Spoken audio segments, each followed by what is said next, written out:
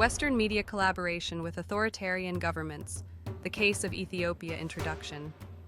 Western mainstream media have long been regarded as a cornerstone of democratic accountability, giving voice to marginalized populations and exposing authoritarian regimes. However, in the case of Ethiopia's Abiy Ahmed, the media's apparent silence on significant human rights violations and systemic atrocities reveals a troubling shift. While hundreds of innocent Amhara people, including women, children, and the elderly, face extermination, forced displacement, and economic oppression, Western outlets have largely chosen to ignore these critical issues. This selective reporting not only undermines journalistic integrity, but also bolsters authoritarian regimes that exploit global narratives for self-preservation. This analysis explores how Western media, through negligence or willful complicity, has facilitated Ethiopia's authoritarianism under Abiy Ahmed. It highlights the atrocities committed by his regime, examines the media's apathy, and exposes the geopolitical and economic factors influencing coverage. The silence surrounding atrocities against the Amhara people, forced displacement, economic destitution, and corruption is not incidental but deeply intertwined with broader systemic issues, including Western foreign policy priorities and Ethiopia's strategic alliances. The genocide against the Amhara, a media blackout. The Amhara people of Ethiopia have been subjected to an unprecedented genocide, with reports of drone bombings targeting civilians, mass killings, and systematic oppression. Drones purchased from Turkey, Iran, and China, with funding reportedly provided by the United Arab Emirates, have been used to devastating effect. Hundreds of lives have been lost, and entire communities have been obliterated, yet Western mainstream media have largely ignored these atrocities. Why the silence? 1. Geopolitical interests.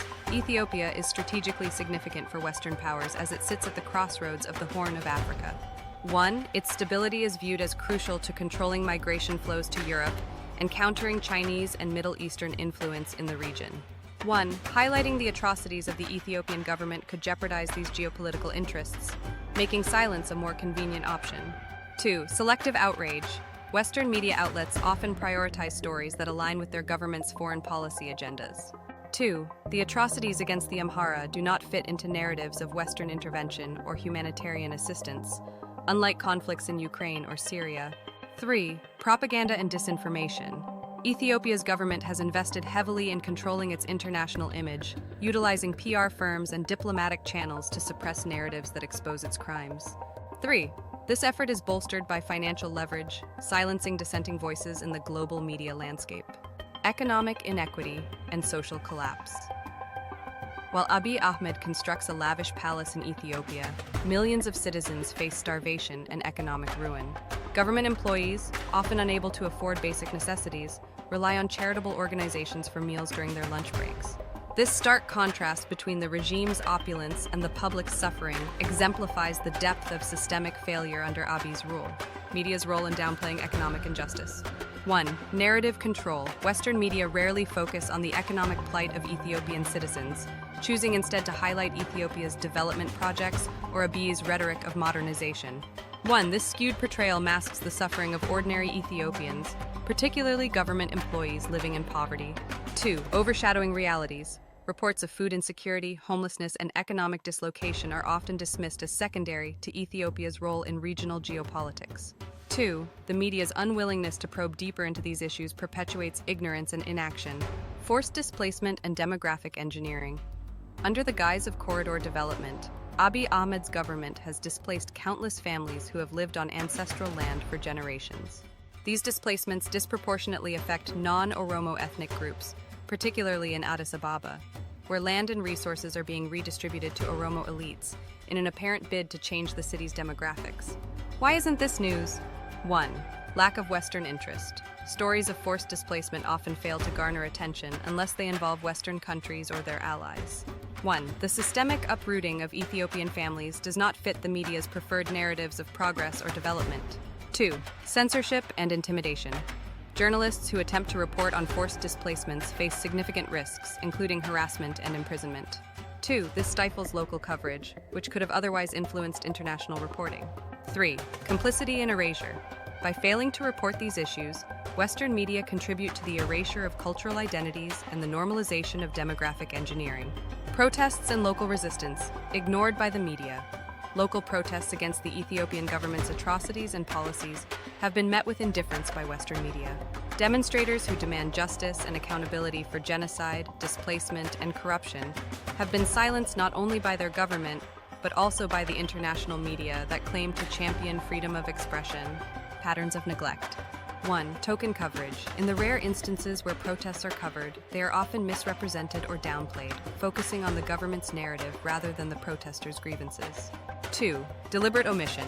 Western journalists have previously recorded protests and conducted interviews, yet many of these stories were never aired. 2. This suggests editorial decisions driven by external influences, such as the Ethiopian government's financial leverage and alignment with U.S. foreign policy. Western media and foreign policy alignment. Western media's approach to Ethiopia reflects broader patterns of alignment with U.S. and European foreign policy. Ethiopia's strategic alliances and its role in regional stability make it a valuable partner for the West, despite its authoritarian tendencies. 1. Influence of the Ethiopian government. The Ethiopian government wields considerable influence over international narratives through financial investments and diplomatic relationships. 1. Its ability to silence critical reporting underscores the media's vulnerability to external pressures. 2. Selective advocacy. Issues that align with Western foreign policy goals, such as counterterrorism or migration, receive disproportionate attention, while humanitarian crises like the Amhara genocide are ignored. The role of corporate interests. The role of corporate interests in shaping media narratives cannot be ignored. Western media companies are often beholden to advertising revenue, sponsorships, and partnerships with governments and corporations. In the case of Ethiopia, investments from Turkey, Iran, and China, as well as the UAE's financial backing, create a complex web of interests that discourages critical reporting. 1. Economic ties. Western media outlets may avoid critical coverage to preserve advertising partnerships or other financial relationships tied to Ethiopia's allies. 2. PR campaigns.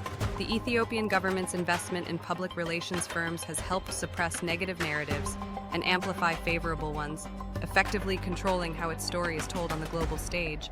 Consequences of media complicity. The Western media's collaboration, whether intentional or inadvertent, with authoritarian governments like Ethiopia's Abiy Ahmed has far-reaching consequences. 1. Normalization of atrocities. By failing to report on genocide, displacement, and corruption, the media normalizes these crimes and reduces international pressure on the regime. 2. Erosion of trust. Selective reporting undermines the credibility of Western media, diminishing public trust in their ability to hold power to account. 3. Humanitarian costs. The lack of awareness and advocacy delays international intervention, allowing atrocities to continue unchecked.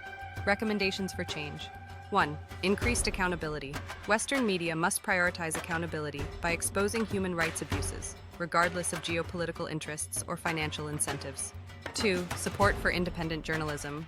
Empowering local and independent journalists in Ethiopia can help bring marginalized stories to light. 3. Transparency and reporting. Media organizations should disclose potential conflicts of interest and strive for balanced coverage. 4. Advocacy for media freedom. International advocacy groups must push for greater protections for journalists reporting on sensitive issues in authoritarian regimes. Conclusion. The Western media's silence on Ethiopia's atrocities under Abiy Ahmed highlights a troubling departure from its role as a watchdog for justice and accountability. The genocide against the Amhara people, forced displacement, economic oppression, and suppression of dissent demand urgent international attention. By prioritizing geopolitical and financial interests over human rights, the media perpetuates suffering and enables authoritarianism. This complicity must end.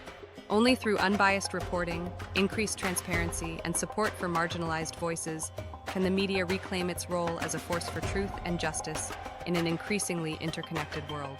Thank you for watching. If you found our content helpful, please subscribe to our channel. Your support helps us grow and ensures you never miss updates. Don't forget to like this video, it lets us know we're on the right track, and share it with others who might benefit. Your engagement makes a big difference and helps us reach more viewers like you. Thank you.